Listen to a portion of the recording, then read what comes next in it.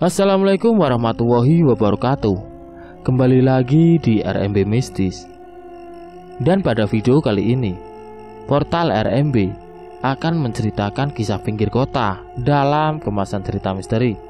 Cerita kali ini akan melanjutkan cerita yang kemarin. Cerita yang berjudul Santet Lawo Ireng, bagian terakhir karya Restu Wiraatmaja. Lalu seperti apa kisah selengkapnya? Langsung saja dan selamat mendengarkan.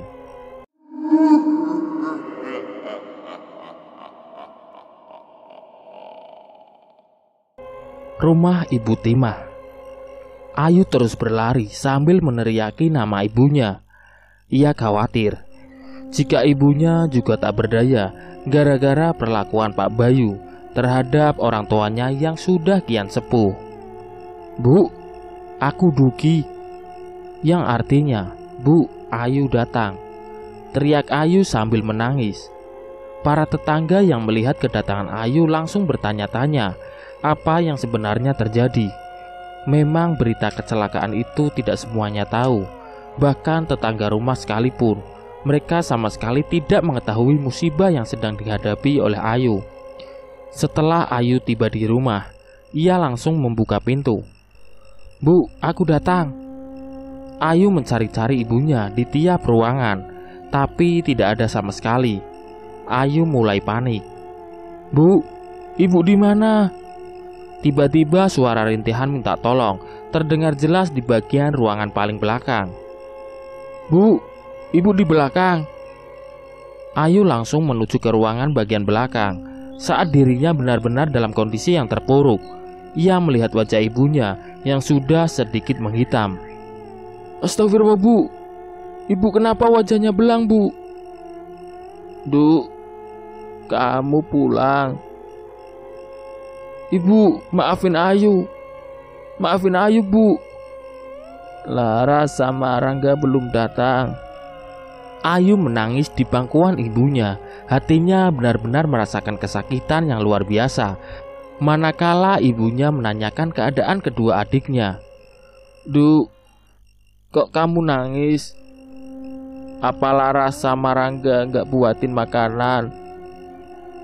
"Bu, maafin Ayu, Bu." "Kamu salah apa, Du? Laras sama Rangga barusan kecelakaan, Bu." Mendengar hal itu, Bu Timah langsung syok. Ia mengelus dadanya sambil berucap, "Astagfirullah Gusti, astagfirullah. Bu, maafin Ayu. Ayu janji bakal buat mereka sembuh lagi." Bu Timah memeluk erat tubuh Ayu. "Du, antar aku ke rumah sakit, Du." "Ibu mau ke rumah sakit?" Bu Timah hanya mengangguk paham sembari menyuruh kepada Ayu untuk segera bangkit dan pergi menuju ke arah rumah sakit. Jawa Tengah, akhir tahun 1990. Di ruangan Laras dan Rangga, Anwar melihat luka-luka yang dialami keduanya. Dia melihat perbedaan yang sangat signifikan terhadap luka-luka yang dialami keduanya. Benar-benar sangat aneh dan membuat banyak misteri di dalamnya. Luka di bagian tubuh Rangga yang benar-benar membuat Anwar bertanya-tanya, karena luka yang dialami oleh Rangga sangat dalam hingga darah keluar secara terus-menerus. Luka yang dirasakan oleh Rangga sendiri bisa dibilang sebagai luka bagian organ dalam, di mana bagian dalam seperti usus, lambung, dan lainnya benar-benar terluka parah. Ia juga memandangi luka yang dialami oleh Laras yang sangat berbeda jauh dengan luka yang dialami oleh Rangga. Apa karena perasaanku saja? Kok lukanya seperti serangan? Anwar kemudian menyadari ada sesuatu yang datang dan sedang berada di depan ruangan. Setelah Anwar melihat secara jelas, ternyata yang berada di depan pintu ruangan itu adalah sosok hitam besar dengan tanduk yang berada di bagian kiri kepalanya. Ayu dan Bu Timah menuju ke rumah sakit. Para warga yang melihat kondisi Bu Timah mulai bertanya-tanya apa yang telah terjadi kepada wajah Bu Timah yang membelang itu.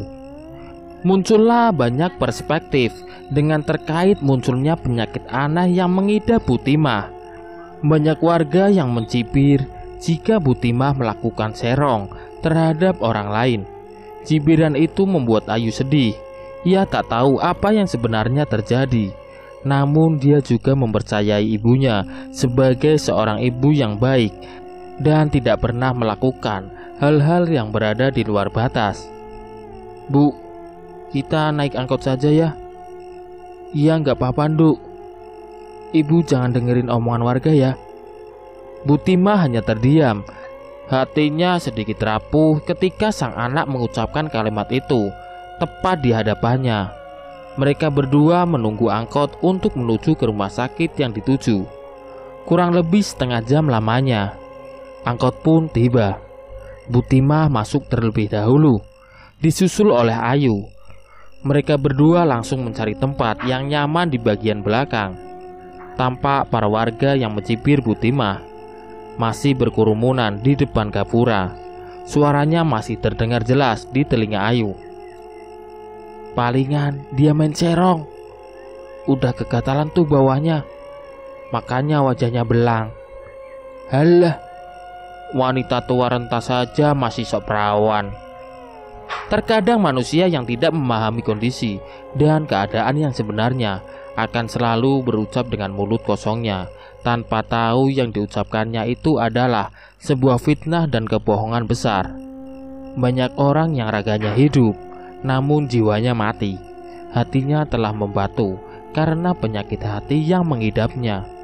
Kasus Bu Timah yang kenyataannya terkena santet kini berubah menjadi rumor yang mengerikan.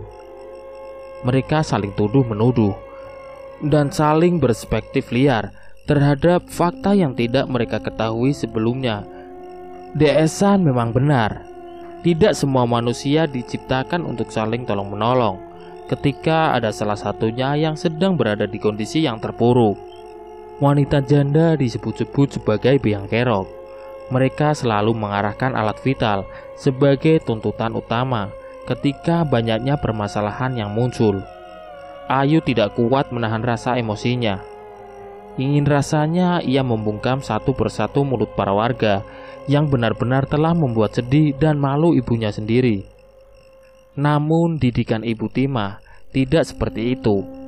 Bu Timah memberikan sebuah pembelajaran kepada Ayu mengenai jalan kehidupan yang selanjutnya.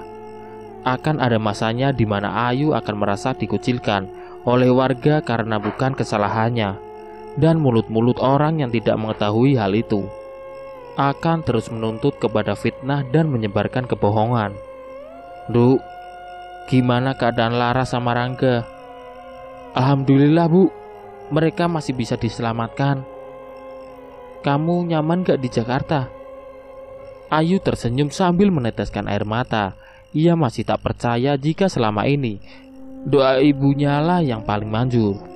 "Kamu kenapa menangis, Duk?" "Ayu takut, Bu." "Takut kenapa, Duk? Apa di Jakarta ada orang yang menjahatimu?" "Aku takut kehilangan ibu, Rangga, dan Laras." "Astagfirullah, Duk. Berprasangkalah yang baik pada Allah. Aku gak mau kehilangan keluargaku lagi, Bu." Tangisan Ayu terdengar oleh sang supir. Ia sesekali menoleh ke arah belakang. "Bu, ini turun di mana?" tanya supir. "Oh nggih Pak, turun di depan jalan besar itu aja." "Oh, oke siap Bu." Angkot itu turun tepat di tempat yang diminta Ayu. Ia dan Bu Timah segera turun dari angkot dan langsung mencari becak untuk menuju ke rumah sakit yang jaraknya tidak terlalu jauh dari tempat mereka turun. Sementara itu, Anwar masih memperhatikan bayangan hitam besar yang memiliki tanduk aneh di bagian dahinya. Ia meyakini kalau yang sedang ada di depannya bukanlah manusia. Perlahan Anwar mendekati sosok itu. Namun sosok itu perlahan mundur karena mengetahui jika Anwar yang mendekatinya.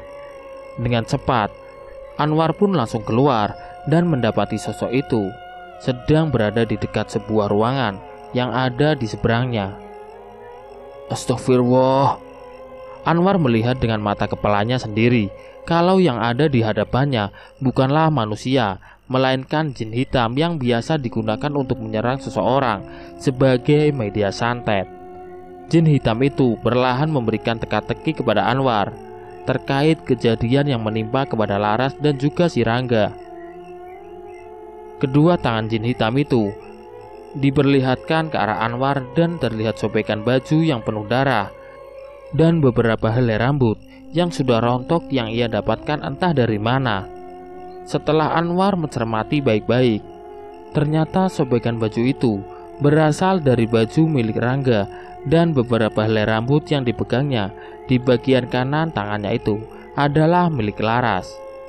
Anwar masih belum paham apa yang sebenarnya yang diinginkan oleh jin hitam itu. Pintu ruangan Laras dan juga Rangga masih terbuka lebar. Sesekali Anwar menatap ke arah mereka berdua karena ada sesuatu yang akan terjadi ketika jin hitam itu mulai menggerak-gerakkan kedua tangannya. Dan benar saja, yang dipikirkan oleh Anwar benar-benar terjadi. Jin hitam itu meremas masing-masing benda yang berada di bagian kanan dan kirinya. Ia meremas baju milik Rangga, dan dengan seketika Rangga berteriak kesakitan sambil memegangi bagian perutnya. Dan ketika si jin hitam itu meremas rambut milik Laras, dengan seketika Laras merintih kesakitan sambil memegangi dahinya. Jin hitam itu tertawa dengan kencang hingga membuat dedaunan yang ada di sekitaran pohon berjatuhan di hadapannya. Giginya yang penuh taring seakan-akan ingin menggerogoti seluruh jiwa yang dimiliki oleh Laras dan Rangga yang menjadi tujuan utamanya. "Bajingan, ojo diteruske!" teriakan Anwar membuat orang-orang di sekitarnya keheranan. Ia sendiri seperti layaknya orang gila yang sedang berbicara kepada sesuatu yang tidak terlihat jelas oleh mata. Namun tidak bagi Anwar. Ia melihat jelas sosok jin hitam itu sedang tertawa berbahak-bahak sambil meremas potongan pakaian milik Rangga dan beberapa helai rambut milik Laras. "Ojo diteruske!" Jin hitam itu makin menjadi-jadi. Ia menggerak-gerakkan kepalanya ke kanan dan ke kiri seperti kegirangan dengan apa yang dilihatnya sekarang. "Ojo diteruske!" teriak Anwar. Bersamaan dengan itu, Ayu dan Butimah datang dan melihat Anwar sedang menangis di hadapan ruangan Rangga dan juga Laras. "Anwar!" teriak Ayu. Anwar tersentak dengan suara Ayu yang menggelegar. Ia kemudian melihat ke arah jin hitam yang berpaling ke arah Ayu dan juga Butimah. "Yuk, ojo mrene! Yuk ojo mrene yuk!" teriak Anwar, yang artinya, "Yuk jangan kesini, jangan kesini." Ayu dan Butimah langsung terhenti dan jin hitam itu berjalan perlahan ke arah Ayu dan Butimah. Anwar langsung bergerak ke arah Ayu dan Butimah. Ia tidak menginginkan hal yang benar-benar buruk akan terjadi jika jin hitam itu menyentuh Ayu ataupun Butimah. "Anwar, ada apa?" teriak Ayu. "Melayu, melayu!" yang artinya lari-lari, teriak Anwar sambil menggerakkan tangannya sebagai tanda melarikan diri. Ketika jin hitam itu benar-benar sudah dekat ke arah Ayu dan Butimah, tiba-tiba muncul cahaya putih tepat di hadapan Anwar. Cahaya putih itu menghalangi jin hitam yang akan menyentuh Ayu dan juga Butimah. Saat itulah Anwar menerima pesan aneh dari seseorang. "Tenang nak, ini urusanku. Aku yang menghalau jin hitam itu." Suara tanpa rupa hanya diterima oleh batin, membuat Anwar menghentikan langkahnya. Suara apa itu? Cahaya itu seperti menyerap energi jahat jin hitam dan seketika menghilang. Anwar langsung terjatuh seketika, serta badannya langsung lemas dan wajahnya memucat. "Anwar! Anwar!" Ayu dan Butimah langsung menuju ke arah Anwar. Beberapa suster dan petugas medis langsung berlarian juga ke arah Anwar. Ayu memberikan air putih kepada Anwar dan menyuruhnya untuk meminum agar bisa lebih tenang kembali. Perhatian Ayu kepada Anwar membuat Butimah sedikit memahami jika Ayu benar-benar membutuhkan sosok pelindung baik untuk dirinya ataupun keluarganya. "Matur suwun yuk." Anwar meluruskan kakinya sembari mengingat-ingat kejadian aneh yang baru saja menimpa dirinya. Anwar terpaku di saat Bu Timah meliriknya terus-menerus. "Bu, kenalin, ini Anwar, teman kerjaku di Jakarta." "Anwar, Bu," ucap Anwar sambil tersenyum. "Nak Anwar juga berasal dari sini?" "Iya, Bu, tapi saya berasal dari dusun sebelah." "Oh begitu. Nak Anwar sudah makan?" Ayu keheranan. Ia sendiri terkejut ketika ibunya menawarkan makanan kepada Anwar. Belum, Bu. Sebentar lagi mau makan," jawab Anwar dengan gugup. Sambil memperhatikan Ayu, Bu Timah sudah memahami sedikit mengenai hubungan keduanya. "Ayo kita makan dulu. Kebetulan tadi Ayu sudah membeli makanan." "Oh, nggih, Bu." Anwar tersipu malu melihat tingkah Bu Timah yang sangat perhatian kepadanya. Beberapa saat kemudian, suster keluar dari ruangan. Ia akhirnya menuju ke arah Ayu. "Mbak Ayu ya?" "Iya, Sus. Saya sendiri. Boleh bicara sebentar?" tanya suster sambil menatap Anwar dan Bu Timah yang telah menyiapkan makanan. "Oh, boleh, Sus." Ayu mengikuti langkah suster dan berhenti tepat di 3 ruangan setelahnya. Kondisi Dik Rangga dan Dik Laras sangat memprihatinkan. Sebenarnya, letak kefatalan ada di Dik Rangga. Seluruh bagian dalamnya terluka parah. Ia harus segera dioperasi agar bagian dalamnya tidak membusuk, jelas suster. "Innalillahi. Lalu, apakah adik saya bisa diselamatkan, Sus?" "Bisa, Mbak, tapi perlu waktu lama. Lukanya sudah merambat ke bagian organ dalam lainnya. Ususnya membengkak dan lambungnya terkena benturan dari luar. Jika tidak ditangani dengan cepat, luka Dik Rangga bisa sangat kronis." Ayu memperhatikan ibunya yang sedang lahap makan bersama Anwar. Keduanya sedang bercerita hingga terlihat rona senyum di bagian pipi keduanya. "Oke, Sus, saya akan mengikuti prosedur itu. Untuk biayanya sendiri, mungkin nanti Mbak ke bagian administrasi saja." "Iya, Sus, saya akan membayar semuanya." "Oke, Mbak, mungkin itu saja. Mari." "Ya, Sus, terima kasih banyak."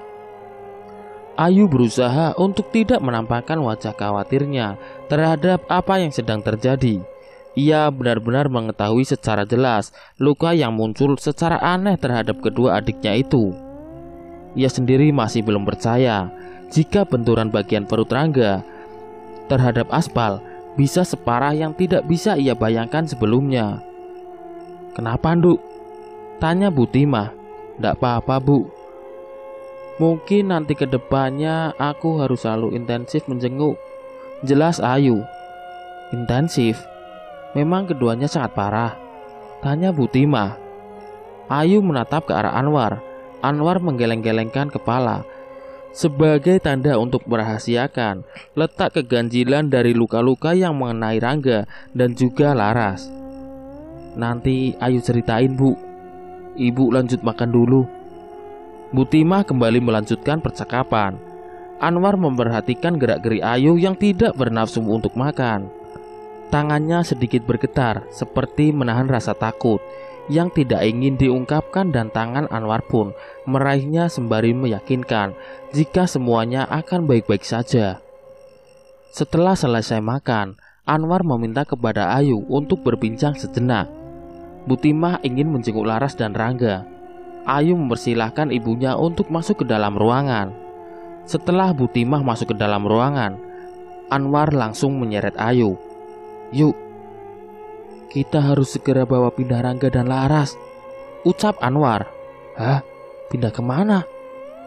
"Kemanapun, asalkan jangan rumah sakit ini." "Gak bisa, di sini gak ada rumah sakit lagi." "Bawa ke Jakarta. Semua biaya biar aku yang tanggung." "Gak, Mas, gak mungkin dengan kondisi seperti ini mereka dibawa ke Jakarta."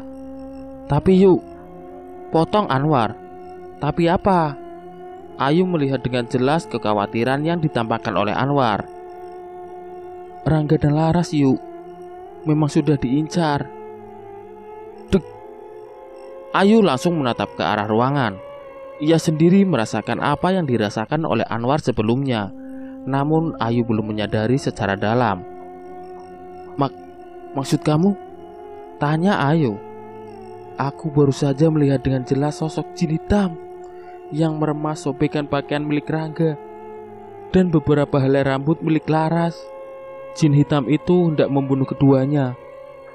Menanggapi hal ini, Ayu semakin takut. Tubuhnya bergetar hebat. Berarti selama ini jangan-jangan kedua adikku, ucap Ayu sambil menatap ke arah ruangan lagi. Sudah disantet, jelas Ayu. Tiba-tiba Bu Timah keluar dari ruangan. Duk, kok perut Rangga selalu keluar darah? Tanya Bu Timah. Darah? Tanya Ayu dan Anwar. Anwar langsung berlari ke arah ruangan dokter. Sepertinya akan terjadi sesuatu kepada Rangga. Dokter bersama dengan 2 suster langsung mendatangi ke ruangan Rangga dan Laras. Bu Timah mulai panik. Ada apa, Nduk? Tanya Bu Timah. Gak ada apa-apa, Bu. Ibu yang tenang ya. Dokter sedang berusaha buat memberhentikan pendarahan Rangga karena mungkin lukanya cukup serius. Jelas Ayu. Loh, tadi katanya Rangga gak apa-apa, Dek. Anwar menyuruh Ayu untuk tenang. Ia sendiri berusaha menjelaskan sebaik mungkin kepada Bu Timah agar tidak memunculkan rasa penasaran lebih dalam terkait keadaan Rangga dan juga si Laras yang sedang berada di ambang luka yang kronis. Dokter akan memberikan obat agar luka Rangga cepat tertutup karena luka Rangga masih basah. Ini kemungkinan jika darah itu akan terus keluar. Dokter juga akan memberikan penawar kepada luka Rangga agar Rangga tidak kesakitan. Jelas Anwar. Mendengar hal itu, Bu Timah menghela nafasnya. Ia sendiri tidak terlalu paham mengenai luka yang dialami kedua anaknya karena memang disembunyikan oleh Ayu sendiri. Oh begitu, tapi Rangga bisa selamat kan? Anwar memegang pundak Bu Timah seraya berkata, Insya Allah Bu, Rangga dan Laras akan sembuh dan bisa menjaga ibu lagi. Senyum Anwar. Ayu terharu mendengarnya. Baru kali ini ia menemukan sosok laki-laki yang benar-benar peduli kepadanya dan juga keluarganya. Beberapa saat kemudian, dokter dan kedua suster keluar. Gimana dok keadaan adik saya? Tanya Ayu.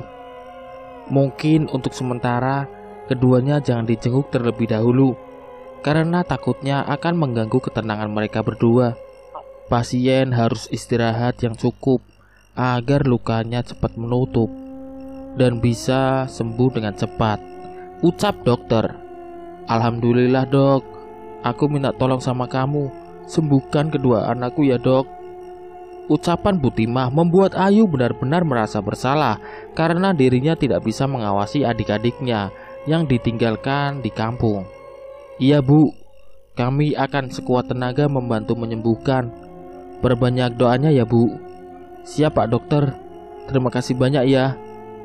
Bersamaan dengan itu, waktu azan berkumandang, Bu Timah langsung menarik tangan Ayu untuk menuju ke musola terdekat. Bu, ibu mau kemana? Tanya Ayu. Loh, kok kamu tanya? Kita harus menghadap Allah. Kita harus doakan Rangga dan Laras. Tapi Bu, aku memang sedang tidak sholat. Jelas Ayu. Loh, Nduk, kok kamu mikirnya gitu? Apakah kalau kamu tidak sholat, lalu kamu lupa sama Tuhanmu? Tanya Bu Timah. Ucapan Bu Timah membuat Ayu dan Anwar tertampar. Keduanya benar-benar merasa tersambuk dengan nasihat yang sangat dalam itu. Akhirnya, mereka bertiga pun menuju ke musola untuk menunaikan sholat asar. Sesampainya di musola, Ayu hanya duduk di dekat ruangan yang memang sedikit berjarak terhadap musola, sambil memperhatikan ibunya dan juga Anwar yang hendak menunaikan sholat. Ayu teringat akan didikan bapaknya yang benar-benar keras ketika anak-anaknya tidak ingin sholat. "Pak, Ayu kangen," ucap Ayu sambil meneteskan air mata. Seusai sholat, Anwar tidak langsung keluar musola.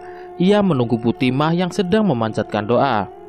Anwar pun menunggu di dekat tirai pembatas antara makmum laki-laki dan makmum perempuan sembari berzikir.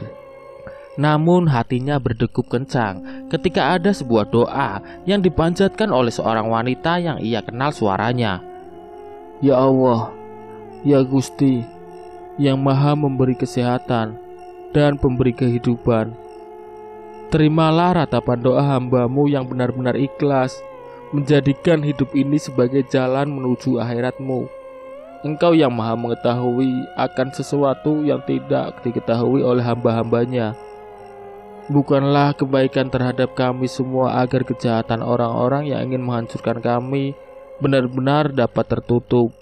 Anwar meneteskan air matanya seraya berucap, "Amin ya Allah." Lalu Bu Timah kembali melanjutkan doanya. "Ya Allah, ya Gusti, yang maha memberi hukuman terhadap orang-orang yang melampaui batas, sudilah bagi Engkau untuk kabulkan doa kami, agar memberikan balasan yang setimpal terhadap orang-orang yang ingin berbuat jahat kepada kami. Kami semua hanya manusia yang lemah. Kami semua hanya manusia yang tidak bisa memiliki kekuatan. Namun dengan limpahan rahmat-Mu dan karunia-Mu ya Allah, kami akan terus hidup dengan tetesan hidayah dan maunah-Mu." Anwar tak bisa lagi membendung rasa sedihnya. Ia menangis sambil mengucapkan, "Ya Allah, kabulkanlah doanya. Aku mohon, kabulkanlah." Hati Anwar benar-benar tersentuh. Ia baru mendengar doa yang sangat tulus dari seorang ibu yang benar-benar kasihan terhadap anak-anaknya. Selepas memanjatkan doa, Anwar langsung menuju ke arah Bu Timah yang sedang membereskan mukena. "Bu, Ibu sudah selesai?" tanya Anwar dengan mata yang sedikit sembab. Bu Timah langsung menengok ke arah Anwar seraya bertanya, "Mata kamu kenapa, Dek?" "Oh, enggak apa-apa, Bu." Bu Timah hanya tersenyum. Ia langsung meraih tangan Anwar. "Dek, tolong jaga Ayu ya. Dia anak yang manja dan juga cengeng. Namun di balik sifat manja dan cengengnya, dia adalah seorang kakak yang sangat menyayangi adik-adiknya." "Nggih, Bu. Aku akan menjaga Ayu." Seusai mereka berbincang, Ayu langsung menghampiri keduanya dengan wajah gelisah. "Bu, Mas, ayo ke ruangan Rangga dan Laras." "Ada apa dengan Rangga dan Laras, Du?" Ayu hanya menangis. Air matanya menggambarkan kegelisahan yang sangat besar. Mereka bertiga pun langsung menuju ke arah ruangan Rangga dan Laras. Namun, belum juga sampai, mereka sudah mendengarkan teriakan Rangga yang sedang menghadapi para suster dan dokter ketika hendak menghalau Rangga. Dan ketika mereka sampai, betapa terkejutnya Bu Timah, Anwar dan juga Ayu saat melihat Rangga sedang memukul-mukul bagian perutnya hingga bagian organ dalam seperti usus dan lambungnya sedikit terlihat. "Rangga!" teriak Ayu dan Bu Timah secara bersamaan. Mereka bertiga melihat Rangga sedang mengamuk sembari memukul-mukul bagian perutnya. Sedangkan yang dilihat Anwar bukanlah Rangga. Ia melihat sosok jin hitam itu dengan menggerak-gerakkan kedua tangannya sembari tersenyum ke arah Anwar dengan sinis. Ojo diteruske, ucap Anwar dengan wajah kosongnya. Namun sosok jin hitam itu kegirangan di saat kedua anggota keluarga lainnya, yaitu Bu Timah dan Ayu, sedang berusaha membantu para dokter dan suster yang ingin menghentikan Rangga. "Ojo diteruske, aku mohon, Rangga iso mati," teriak Anwar. "Anwar, bantu aku, tangannya gak bisa diem." Anwar langsung tersentak mendengar teriakan Ayu. Namun tetesan demi tetesan darah dari perut Rangga keluar. Bagian organ dalam di perutnya semakin terlihat. "Anwar, tolong aku," teriak Ayu sambil menangis. Anwar langsung menuju ke arah Ayu. Namun jin hitam itu menghadangnya sembari berkata, Ojo melok-melok. Dek. Anwar langsung mematung. Ia terdiam sejenak di saat jin hitam itu sudah ada di hadapannya. Dan ketika ia melihat ke arah Rangga, ternyata sosok jin hitam itu ada dua. Satu yang menggerak-gerakkan tangan Rangga, dan yang satunya lagi menghalangi Anwar. Anwar, tolong bantu aku. Nak, hentikan nak. Pendarahan kamu makin banyak, ucap Butimah. Dan di saat yang sama, Anwar terjatuh pingsan bersamaan dengan tubuh Rangga yang sudah melemas. Rangga dinyatakan meninggal dunia saat itu juga. Organ dalam yang ada di bagian perutnya terlihat dengan jelas. Bu, anak ibu sudah tak bernyawa, ucap dokter. Rangga meninggal, dok, tanya Butimah dengan wajah yang sudah penuh air mata. Ayu masih belum percaya. Ia menangis terseduh-seduh di saat kedua tangannya telah penuh dengan darah akibat memegangi tangan Rangga. Dok, anak saya nggak bisa diselamatkan, teriak Butimah. Dokter hanya menggeleng-gelengkan kepala. Baru kali ini ia benar-benar dihadapkan situasi yang sangat sulit sekaligus aneh. Dok, coba periksa lagi. Bagian dalamnya bisa dijahit lagi kan? Tanya Butimah. Anak ibu sudah tidak bernafas lagi. Lukanya benar-benar sudah parah. Masya Allah Rangga, anakku. Butimah tersimpuh jatuh ke lantai. Ia memeluk Ayu yang sudah terlebih dahulu bersimpuh sembari menutupi wajahnya yang sekarang telah dipenuhi oleh darah. Rangga, Bu, Rangga, Bu. Dan tepat saat itu, Kiai Holil mendatangi lokasi. Ia telah melihat sesuatu yang tidak mengenakan yang ada di hadapannya sekarang. Butimah menatap ke arah Kiai Holil. Pak Yai, anakku Rangga, dia udah meninggal Pak Yai. Kiai Holil segera menuju ke arah Butimah dan Ayu sembari menenangkan keduanya. Ini pasti ulah Bayu, ucap Kiai Holil. Tatapannya sekarang berubah ke arah Anwar yang sedang tergeletak. Ia kemudian menuju ke arah Anwar dan segera membangunkannya. Bismillah.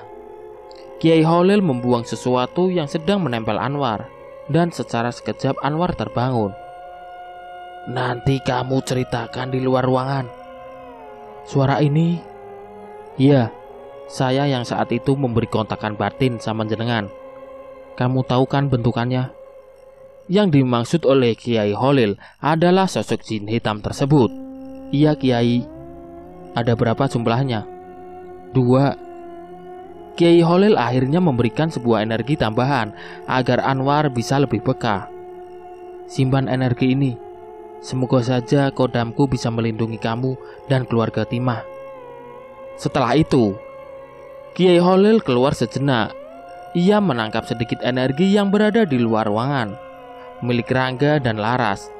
Dan memang benar, kedua jin hitam itu sedang memegangi masing-masing bagian organ dalam milik Rangga. Jin yang bertanduk di bagian kanan memegang usus Rangga, dan jin yang bertanduk di bagian kiri memegang lambung Rangga. Kiai Holil kemudian berucap, beritahu tuanmu, aku akan datang.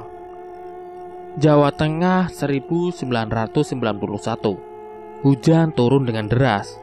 Kepergian Rangga menjadi pertanda akan hal yang mengerikan terhadap sesuatu yang tidak terlihat seperti serangan santet.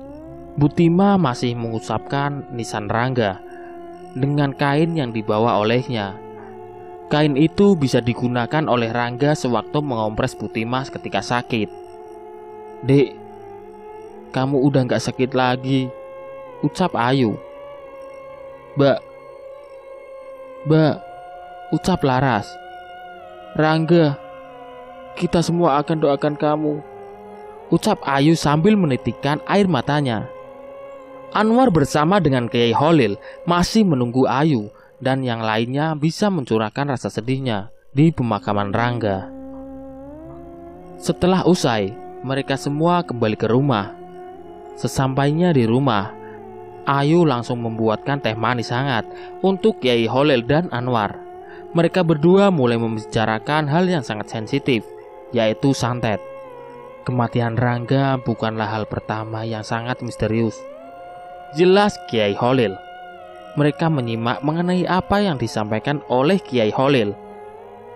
Sudah berpuluh-puluhan tahun, santet ini memang sangat dikenal dan sangat mengerikan. Semua korbannya telah lebih dulu dijadikan sebagai target. Yang menjadi kesulitan di sini adalah ranah hukum yang tidak begitu kuat, karena santet tidak meninggalkan barang bukti. Mendengar hal itu, mereka semua mulai menerima kematian Rangga. Tapi tidak semua hal yang seperti itu tidak bisa didiamkan begitu saja. Kita semua juga harus saling waspada satu sama lain. Mungkin saja santet itu akan kembali menyerang. Anwar pun mulai membuka suara. "Pak Kiai, apakah santet itu bisa dilawan?" tanya Anwar. "Semua hal yang ada di dunia ini tidak ada apa-apanya dengan kuasa Allah," jelas Kiai Holil. "Lalu bagaimana dengan santet jenis ini, Pak?" Kiai Holil menyeruput teh buatan Ayu. Ia kemudian menatap ke arah langit-langit rumah Ayu. "Santet ini dinamakan santet Loireng. Santet yang menyerang korbannya dengan cara mencelakainya di jalan hingga berujung kepada kecelakaan maut. Namun itu tidak terlalu kuat secara logis, karena pihak kepolisian akan mengira itu adalah kecelakaan maut, bukan kecelakaan dikarenakan santet," jelas Kiai Holil. Butimah mulai memegangi wajahnya yang kondisi warna belangnya sudah hampir menyeluruh ke seluruh wajah. "Karena itu untuk sekarang, cobalah untuk tidak keluar-keluar mengenakan kendaraan terlebih dahulu. Itu memang tidak bisa dikatakan sebagai larangan, namun sebagai kewaspadaan. Santet itu bisa menyerang saat-saat tertentu," jelas Kiai Holil. "Berarti santet itu hanya menyerang ketika kita berada dalam kendaraan?" tanya Anwar. "Selebihnya seperti itu, namun ada sesuatu yang kita sadari," ucap Kiai Holil. Ayu mulai angkat bicara. "Apakah itu serangan lain?" tanya Ayu. "Benar, serangan itu bisa dilakukan oleh sosok jin hitam peliharaan yang sudah dulu dipergunakan untuk mencelakakan para korban," jelas Kiai Holil. "Lalu apa solusinya, Pak Yai?" tanya Anwar. "Pelaku santet harus benar-benar terbunuh dalam hal ini," jelas Kiai Holil. Ayu mulai menyadari teka-teki sulit ini. Ia juga memahami apa yang dimaksud oleh Kiai Holil terkait pelaku yang dimaksud. "Berarti jika kita bisa membunuh pelakunya, maka semua akan hilang?" tanya Ayu. "Kira-kira seperti itulah." Hujan mulai reda. Kiai Holil mulai menyeruput tehnya kembali. Ia pun berpamitan kepada keluarga Ayu karena ada sesuatu yang harus dia lakukan. "Anwar, malam ini kamu tidak sibuk kan?" tanya Kiai Holil. "Tidak, Kiai," jawab Anwar. "Malam ini ada sesuatu yang harus kamu ketahui," jelas Kiai Holil. Anwar menatap Ayu. Ia tak tahu harus berbuat apa. Namun Ayu hanya menjawab dengan anggukan kepalanya. "Insya Allah, rumah ini sudah aku tanam pagar gaib, jadi serangan tidak akan bisa tembus." Mendengar jawaban Kiai Holil, Anwar menjadi lebih tenang. Tepat di malam hari, Kiai Holil memberitahu kepada Anwar mengenai dua jin hitam tersebut. Kiai Holil menyebutkan jika dua jin hitam itu bagian dari wadah yang diisi oleh korin yang memiliki energi jahat yang sangat pekat. Dua jin hitam itu juga diisi oleh ilmu hitam, hingga kemungkinan adanya gesekan energi antara Kiai Holil dengan pelaku santet tersebut. "Jika kita bisa menangkap satu jin hitam itu, maka akan terbongkar semua," jelas Kiai Holil.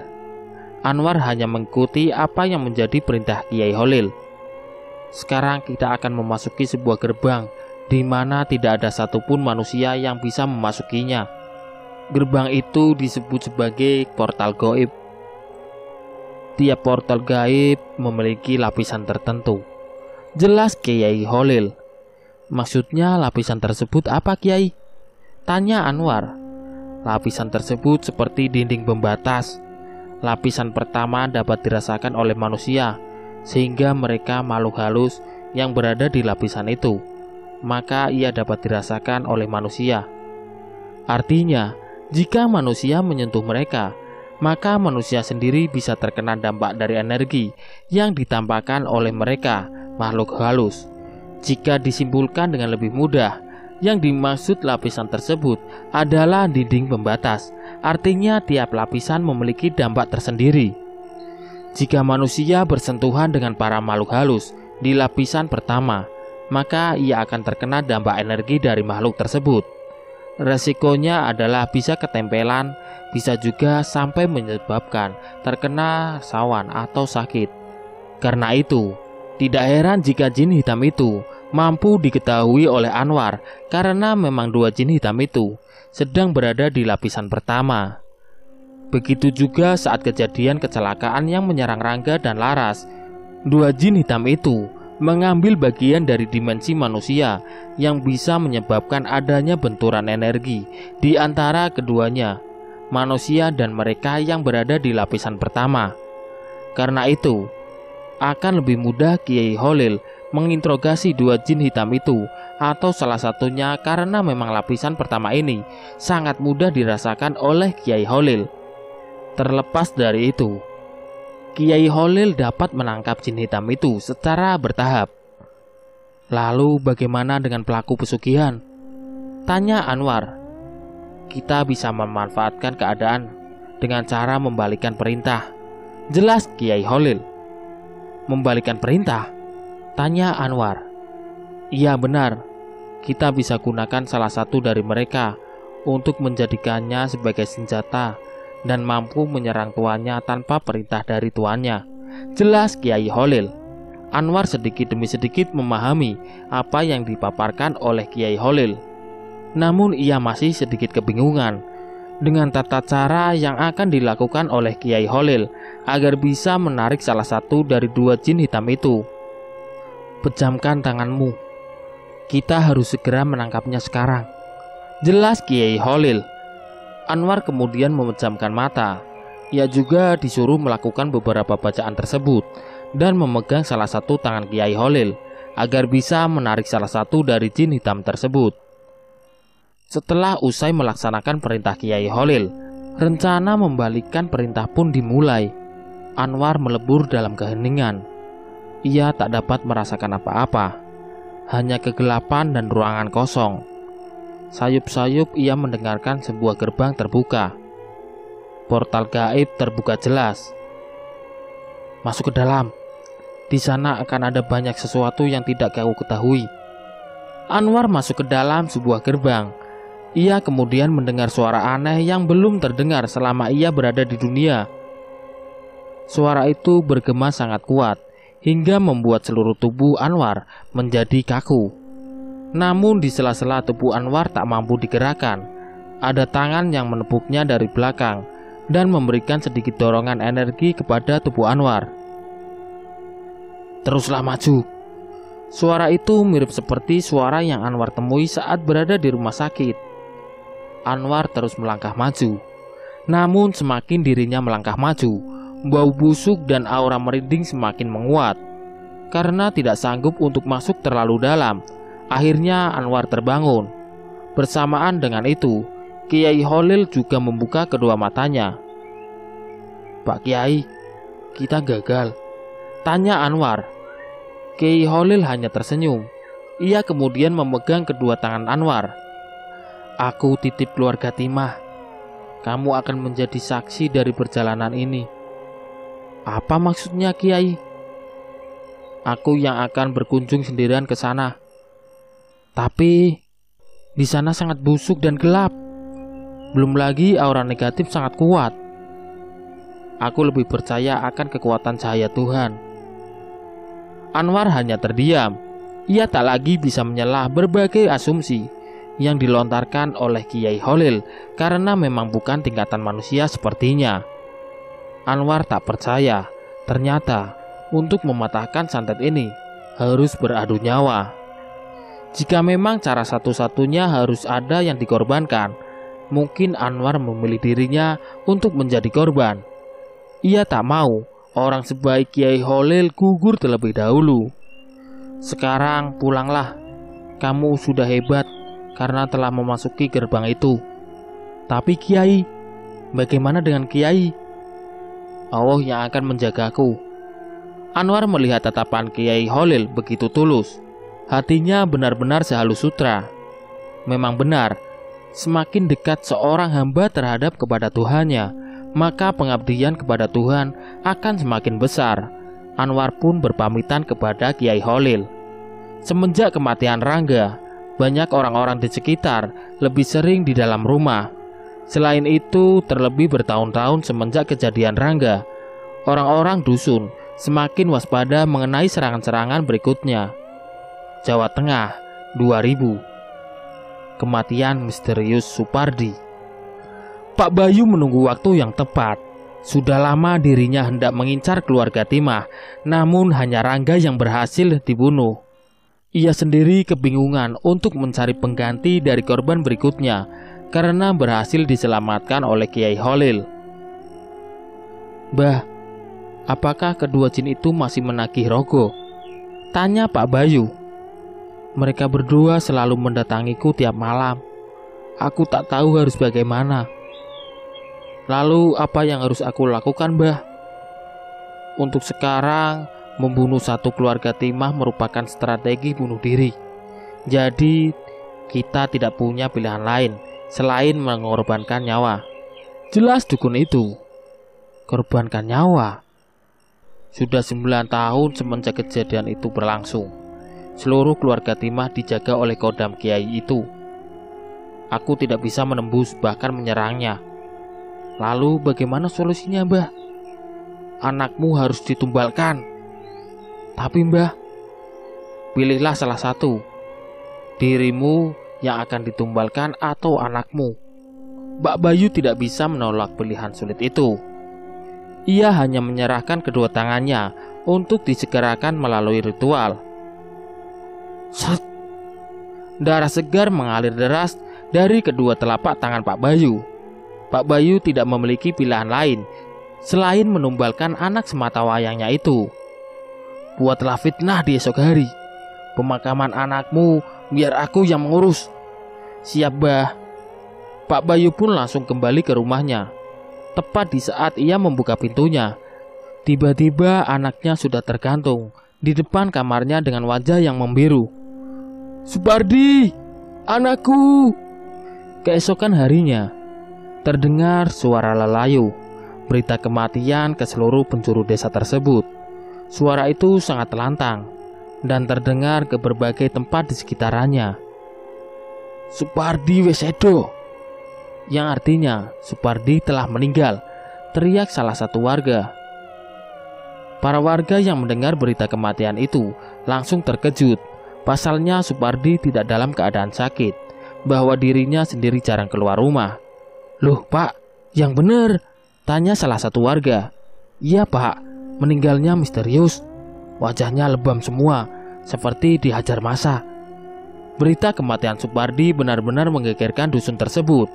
Banyak orang yang bertanya-tanya, bahkan menjuliti kematian dari Supardi sendiri. "Dengar-dengar, kematian Supardi karena ditumbalkan oleh bapaknya." "Hah? Yang benar Bu, jangan bikin fitnah. Kan bapaknya bekerja sama dengan dukun. Atau jangan-jangan dia kena santet." "Hah? Kena santet? Kan Pak Bayu pernah nyantet orang. Siapa tahu keluarga yang disantet tidak terima." Berbagai asumsi terus mengalir ke ranah masyarakat. Banyak orang yang benar-benar tidak paham akan kematian misterius yang dialami oleh Supardi. Sementara itu, rumah Bu Timah langsung didatangi oleh Pak Bayu. "Timah, keluar kamu! Di mana Kiai brengsek itu?" Kedatangan Pak Bayu membuat geger para warga. Terlebih lagi, Pak Bayu tidak langsung mengurus jasad anaknya, akan tetapi ia benar-benar ingin meluapkan segala amarahnya kepada Bu Timah oleh sebab kematian anaknya yang sangat misterius itu. "Timah, keluar! Di mana Kiai itu bersembunyi?" Butimah dan juga kedua anaknya, yaitu Ayu dan juga Laras, keluar dari rumah. Mereka bertiga langsung melihat wajah Pak Bayu dengan tatapan yang sangat mengerikan. "Di mana Kiai itu?" tanya Pak Bayu sambil mencekik leher Butimah. "Pak, lepasin Pak!" teriak Ayu. Para warga langsung berbondong-bondong menghentikan kelakuan Pak Bayu yang hendak mencelakai Butimah. "Pak, lepasin!" "Di mana Kiai itu?" Ayu dan Laras berusaha menghentikan tangan Pak Bayu yang besar itu. Nafas Butimah sudah semakin menurun. Para warga langsung memukuli Pak Bayu dari belakang. "Bayu, istighfar! Butimah bisa mati. Aku gak peduli. Orang ini yang telah membunuh anakku. Istighfar Bayu!" teriak salah satu warga. Pak Bayu pun melepaskan tangannya secara paksa. Ia langsung dicekal oleh banyak orang agar tidak bisa menyerang Butimah lagi. "Bu, ibu gak apa-apa?" tanya Ayu. "Ibu gak apa-apa, Nduk." Butimah pun menatap wajah Pak Bayu. Ia lalu mendekat secara perlahan ke arah Pak Bayu. "Bayu, anakmu baru saja meninggal," ucap Butimah. "Itu bukan urusanku. Kamu adalah pembunuh. Kamu yang menyantet anakku, Bayu," teriak Butimah. Pak Bayu menampakkan wajah ketakutan. Para warga mulai memandangi Pak Bayu dengan tatapan yang tidak biasa. Salah satu warga ada yang menanyakan mengenai kematian Rangga. "Jadi Rangga meninggal karena disantet oleh Pak Bayu?" teriak warga. "Tidak, itu fitnah. Justru Kiai itu yang sudah menyantet Supardi." "Sialan kau Bayu. Berarti isunya benar. Bayu yang sudah menyantet banyak warga, anak-anak, orang tua dan wanita. Pelakunya adalah Bayu." Para warga langsung menghakimi dan memukuli Pak Bayu hingga babak belur. Ia pun dibawa ke sebuah tempat untuk diminta penjelasan. Beberapa saat kemudian, Anwar dan Kiai Holil mendatangi rumah Butimah. "Loh, ada rame-rame apa?" tanya Anwar. "Di dalam saja ceritanya Mas," ucap Ayu. Mereka pun masuk ke dalam untuk menghindari fitnah dan konflik baru. Ayu segera membuatkan teh untuk Kiai Holil dan juga kepada Anwar. Mereka pun mulai pembahasan. "Supardi meninggal dunia," jelas Ayu. "Supardi? Siapa itu Supardi?" tanya Anwar. "Anak dari Pak Bayu. Dia baru saja meninggal tadi pagi. Dan barusan Pak Bayu mengamuk-ngamuk karena mengira Kiai Holil yang membunuh atau menyantet Supardi," jelas Ayu. "Astagfirullah, mudah sekali orang itu diperdaya setan," ucap Kiai Holil. Mereka pun tak bisa berkata apa-apa, karena memang yang mengetahui rahasia ini hanyalah Kiai Holil sendiri. "Aku tidak menyerang Supardi. Dia meninggal akibat serangan jin hitam itu sendiri," jelasnya. "Loh, kok jin itu menyerang tuannya?" tanya Anwar. "Hal ini disebabkan karena penyerangan Rangga berlangsung. Jin hitam itu gagal membunuh Laras. Untuk meminta tebusan, diambillah anak dari tuannya, yaitu Supardi. Santet memang benar-benar mengerikan. Mereka yang bekerja sama dengan setan, maka akan mendapat tulahnya." Aku hanya terdiam. Ia tak tahu harus bagaimana. Yang ia takutkan adalah serangan dari Pak Bayu yang bisa saja menyerang kapan saja dan di mana saja. "Pak Kiai, apakah santet Lowo Ireng itu masih ada?" tanya Ayu. "Masih, selama tuannya belum meninggal. Maka dia akan terus menyerang," jelas Kiai Holil. Mendengar hal itu, Ayu ketakutan. Ia takut jika sang ibu akan terkena serangan lagi. Tapi semua sudah diatur oleh Allah Subhanahu wa Ta'ala. Kita hanya bisa berserah. Kiai Holil pun langsung bangkit. Ia sendiri langsung berpamitan karena ada sesuatu yang harus ia lakukan demi keselamatan dirinya. Pak Bayu masih belum menyerah. Dirinya masih memiliki ambisi untuk menghabisi Kiai Holil. Targetnya terus berubah semenjak kedatangan Kiai Holil dan juga Anwar. Setelah dirinya diamuk warga, ia terus melancarkan ambisinya. Sisa-sisa tenaganya dia gunakan untuk pergi ke dukun itu lagi. Dengan wajah yang sudah babak belur, tubuhnya tak seimbang dan langkah kaki yang sedikit pincang, Pak Bayu memaksakan seluruh tenaganya untuk tiba di rumah dukun itu. Ia ingin serahkan seluruh raganya hanya untuk membunuh Kiai Holil. Kiai Holil sendiri telah menyelamatkan Laras, sehingga dalam perjanjiannya harus ada tumbal lagi, dan anak dari Pak Bayulah yang dijadikan tumbal atas santet itu.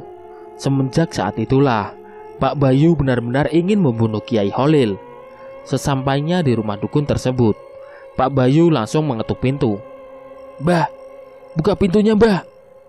Salah seorang pria berusia lanjut keluar dari dalam rumah dan melihat keadaan Pak Bayu yang sudah babak belur. "Kenapa dengan wajahmu?" "Aku dihakimi warga, Mbah." Pria berusia lanjut yang diketahui dukun tersebut adalah orang yang telah membunuh Rangga. "Masuk." Pak Bayu memaksa tubuhnya untuk masuk ke dalam rumah. Di dalam rumah, dukun itu telah menyiapkan segalanya. Ada ayam cemani yang sudah disembelih, asap kemenyan yang mengepul serta kembang-kembangan. "Malam ini kita akan menyerang lagi. Jika kalah, maka nyawamu yang akan jadi taruhannya." Mendengar kalimat itu, Pak Bayu hanya bisa pasrah. Pasalnya, ia tidak memiliki siapa-siapa lagi. Anaknya Supardi telah meninggal dunia. Karena itu, jika memang dia tidak mendapatkan kebahagiaan di dunia, yang dia inginkan adalah kehancuran orang-orang yang ada di sekitaran tempatnya. Pak Bayu langsung menyerahkan kedua tangannya yang baru beberapa hari telah kering. Namun, karena akan dijadikan sebagai taruhan, Pak Bayu memberanikan dirinya untuk membunuh Kiai Holil walau nyawa sebagai taruhannya. "Jika gagal, kita berdua akan mati. Tapi tenang saja, aku telah memperkuat semua pasukanku untuk menyerang Kiai itu. Jadi jangan khawatir, kita akan menang." Seret! Darah segar membasahi lantai. Ritual penyerangan pun sudah dimulai. Malam harinya, Kiai Holil sedang berada di tempat sholat. Kondisi rumahnya tiba-tiba panas. Kiai Holil membuka matanya sejenak. Ia merasakan ada banyak energi jahat yang mendatangi rumahnya. Rupanya, Kiai Holil akan mendapatkan serangan yang amat besar. Secara perlahan, Kiai Holil mendengar suara gemuruh besar yang ada di hadapan rumahnya. La haula wala quwata illa billah. Tiba-tiba ada sebuah ledakan besar yang menyerang depan halaman rumahnya. Kiai Holil tetap melafadzkan kalimat yang sama. La haula wala quwata illa billah. Rumahnya tiba-tiba bergoyang kencang, seperti ada sebuah gempa yang akan meruntuhkan rumahnya. Namun Kiai Holil terus melafadzkan kalimat yang sama. La haula wala quwata illa billah. Teriakan kencang dari dua jin hitam itu terdengar di telinga Kiai Holil. "Ah!" Hembusan angin langsung menerobos ke dalam dan menghancurkan pertahanan Kiai Holil. Kiai Holil langsung terlempar beberapa meter dari tempatnya. Mulutnya mengeluarkan darah, namun tangannya masih memilin-milin tasbih sembari mengucapkan La haula wala quwata illa billah. Secara perlahan muncullah bara api membakar dua jin hitam itu. Cahayanya sangat terang. Bentuk jin hitam itu mulai terbentuk. Kepalanya seperti anjing. Masing-masing memiliki tanduk dan di tiap tangannya memiliki kuku yang sangat panjang. "Kalau kau mati, maka tuanmu akan mati." Dua jin hitam itu terus melawan Kiai Holil. Mereka berdua memang dipekerjakan untuk membunuh Kiai Holil yang memang telah menggagalkan rencana tuannya. Sementara itu, Pak Bayu dan dukun tersebut mencoba untuk melarikan diri. Mereka berdua harus segera lari dari tempat tersebut karena memang jin yang digunakan untuk menyerang Kiai Holil sudah berada di ambang batas kekalahan. Dengan segera mereka langsung menaiki mobil dan menuju ke arah barat Jawa. Akan tetapi, tepat di sebuah ruas jalan luas yang mengarah ke perbatasan, mobilnya tiba-tiba oleng. Dari arah yang berlawanan, sebuah truk pengangkut pasir datang dengan kecepatan yang sangat tinggi. Mobil yang dikendarai oleh Pak Bayu benar-benar kehilangan keseimbangan dan dar! Truk itu menghantam keras mobil yang dikendarai oleh Pak Bayu dan dukun tersebut. Hingga akhirnya, kedua mobil itu terjatuh ke dalam jurang dan mereka berdua meninggal di tempat dengan luka yang benar-benar mengenaskan. Bagian wajah Pak Bayu hancur berantakan. Matanya tertusuk oleh kaca-kaca mobil. Lehernya juga hampir putus akibat ada seonggok ranting pohon yang menusuk hingga lukanya melebar dengan sangat luas. Sedangkan dukun tersebut, bagian tubuhnya benar-benar sudah tidak bisa digerakkan karena bagian depan mobil yang ringsek membuat dukun tersebut menjepit di dalamnya. Bagian tubuh dari kaki hingga pusar terjebak. Tangan kirinya terputus. Mereka berdua meninggal dengan keadaan yang sangat mengenaskan. Secara bersamaan, Kiai Holil juga berhasil mengalahkan kedua jin kiriman dari dukun tersebut. Dengan begitu, usai sudah perjuangan Kiai Holil untuk menyelamatkan seluruh keluarga Butimah yang memang sudah diincar oleh Pak Bayu dan juga dukun tersebut. Namun, kesehatan Kiai Holil juga menurun dengan drastis. Ia terus-menerus batuk dan mengeluarkan darah yang sangat banyak. Tepat di subuh hari, tubuhnya melemas dan sulit digerakkan. Kiai Holil dinyatakan gugur dan meninggal dunia karena dia telah mengeluarkan banyak energi hingga membuat risiko tinggi terhadap tubuhnya.